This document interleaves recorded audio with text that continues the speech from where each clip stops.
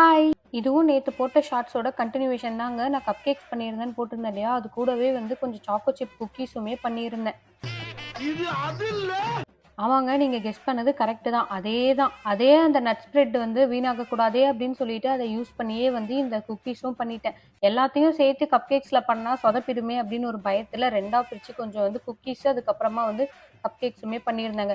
இந்த குக்கி வந்து eggless choco chip cookies வந்து இந்த தடவ ட்ரை பண்ணியிருந்தேங்க. சூப்பரா வந்திருந்தது. இந்த குக்கீஸோட மெஷர்மென்ட்லாம் வந்துட்டு நான் வந்து கமெண்ட்ஸ்ல வந்து பின் பண்ணி வைக்கிறேன். வேணுன்றவங்க ட்ரை பண்ணி பாருங்க. அது என்னமோ தெரியலங்க பேக்கிங் பண்றது கிச்சனுக்கு வந்தாலே என் பையனுக்கு ரொம்ப ஆர்வமாயிடும். கூடவே வந்து நின்னுடுவான். இந்த ப்ராசஸ் முடிஞ்சு அத சாப்பிட்டு பார்க்குற வரைக்கும் கிச்சன விட்டு கிளம்பவே மாட்டான். நான் வந்து கப் கேக் பண்ண ஸ்டார்ட் பண்ணும்போது அவன் வீட்ல இல்ல. அவங்க அப்பாவோட சைக்கிளிங் போயிருந்தான். அதனால நான் தப்பிச்சேன். ஈஸியா வந்து தனியாவே பண்ணிட்டேன். அவன் இருந்தா கொஞ்சம் பார்த்து கேர்ஃபுல்லா ஹேண்டில் பண்ணி தாங்க பண்ண வேண்டியதா இருக்கும். எக்ஸ்ட்ரா ரெஸ்பான்சிபிலிட்டிஸ் ஆட் ஆயிரும். சரி தொரத்தி விட்டுலாமேன்னு பார்த்தா அதுக்கும் நமக்கு மனசு வராது. சரி அது ஒரு என்ஜாய்மென்ட்டா பண்ணிட்டு போட்டுமேன்னு விட்டுறது.